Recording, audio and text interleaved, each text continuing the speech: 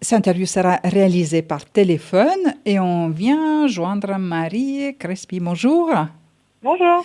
Vous êtes animatrice pour organisation de marchés de producteurs de pays au sein de Chambre d'agriculture de Dordogne. On voudrait bien savoir qu'est-ce que c'est un marché de producteurs de pays. Donc un marché de producteurs de pays, comme vous l'avez dit, c'est une marque qui appartient au réseau des chambres d'agriculture et qui garantit aux consommateurs l'origine des produits, que les produits sur les stands viennent bien d'une ferme et que ce soit bien les agriculteurs qui soient derrière les stands et qui vendent et transforment les produits en direct. Il y a un planning de ce marché en Dordogne qui va se mettre en place, c'est ça ? Exactement. Est-ce que c'est bien réparti sur le territoire de la Dordogne? Comment c'est organisé? Comment vous mettez en place cette carte de marché de producteurs de pays? Donc ce travail se fait en partenariat avec les communes qui souhaitent bien accueillir un marché des producteurs de pays.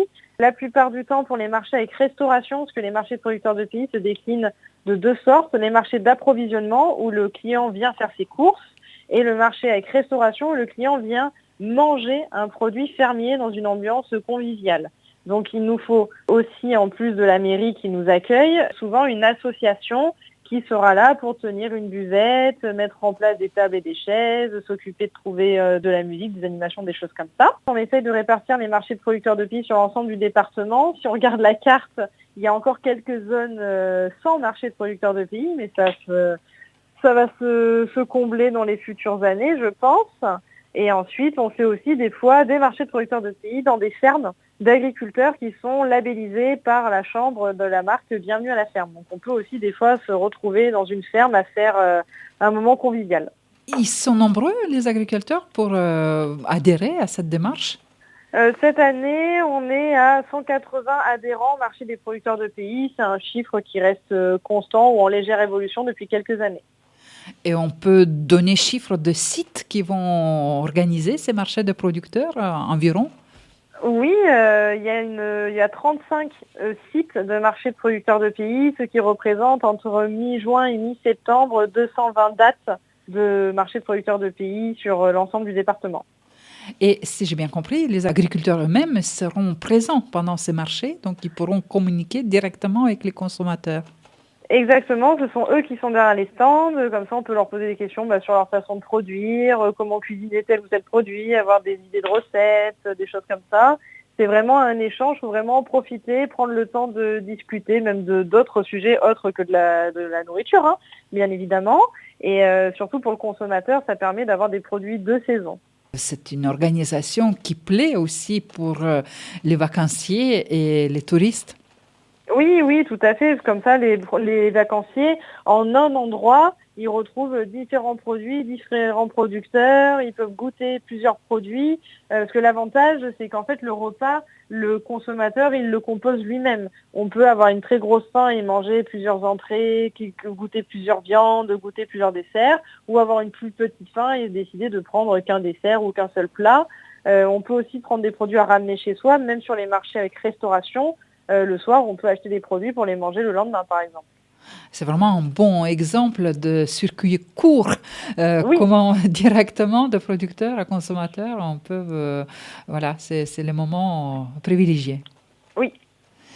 Peut-être vous pouvez donner quelques exemples, parce qu'apparemment, producteurs aussi, les agriculteurs s'adaptent à cette demande et parfois ils créent les produits un petit peu différents, attirants, qui suscitent la curiosité des consommateurs. Et exactement. Donc, c'est là où les producteurs s'adaptent parce qu'ils ont à la fois des demandes, on va dire, très classiques où le consommateur, quand il vient en Dordogne, nous dit nous, on veut manger du magret de canard, pommes de terre faradaise. Très bien. Il en trouvera. Et ensuite, on a aussi les locaux ou les gens qui ont l'habitude de venir depuis de nombreuses années en Dordogne qui peuvent dire c'est bien, on a fait le tour, on aimerait bien voir autre chose. Donc on a des producteurs qui modifient un peu leur gamme. On va retrouver par exemple des pokéballs à base de poulet, à base de légumes. On va retrouver des nems à base de canard, à base de poulet. On a des producteurs qui font ce qu'on appelle des acras. Donc souvent on connaît les acras de morue, mais chez nous ça va être des acras par exemple au lait de chèvre avec des épices, avec des herbes fraîches. Voilà, on a différentes possibilités pour répondre aux différentes demandes que reçoivent les agriculteurs. Voilà, une bonne possibilité pour découvrir les produits locaux et de saison pendant cette période estivale. Mais juste après les vacances, est-ce que ces initiatives vont continuer ou non? Oui, oui, oui, oui, ça continue à plus petite échelle, bien évidemment, mais on a encore des dates en septembre. On a, par exemple, la commune de Sainte-Mandane, à côté de Sarlat, qui proposera le marché le lundi 7 septembre, Nontron le jeudi 3 septembre. On a le comice agricole du pays tibérien le samedi 12 septembre en Périgord vert. Et ensuite, un peu plus tard en novembre, on va avoir sûrement du Festival du Livre Gourmand. En décembre, on aura du Salon Made in France. Il y a d'autres animations qui vont faire le reste de l'année, un peu à plus petite échelle, comme je vous dis. Mais le but du jeu, c'est que les agriculteurs, puissent continuer à commercialiser les produits sous cette façon tout au long de l'année. Et comment on trouve les dates, les lieux des marchés de producteurs de pays? Donc il y a plusieurs possibilités, soit en se rendant dans les offices de tourisme, vous demandez, voilà, il faut les infos sur les marchés des producteurs de pays et les offices de tourisme vous donneront une carte avec les dates, le QR code qui renvoie sur la page Facebook, le numéro de téléphone pour nous appeler nous en direct. Vous pouvez aller sur le site internet Bienvenue à la ferme ou marché des producteurs de pays et là, pouf, ça arrive sur un site avec une barre de recherche et on marque la ville et ça va vous dire les dates ou qu'est-ce qu'il y a autour, les autres marchés qui sont référencés. Sur Facebook, pour ne pas le citer comme réseau social, nous avons une page Marché des producteurs de pays Dordogne-Périgord où tout est référencé, ou en appelant la Chambre d'agriculture, en demandant les marchés de producteurs de pays, vous tomberez sur une collègue ou moi pour vous renseigner. Voilà, une bonne occasion de découvrir le pays avec ces marchés de producteurs de pays dans différents lieux de la Dordogne.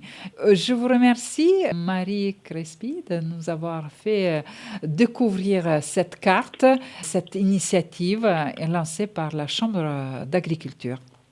Merci et à très bientôt sur les marchés des producteurs de pays. Et vive les marchés des producteurs. Merci.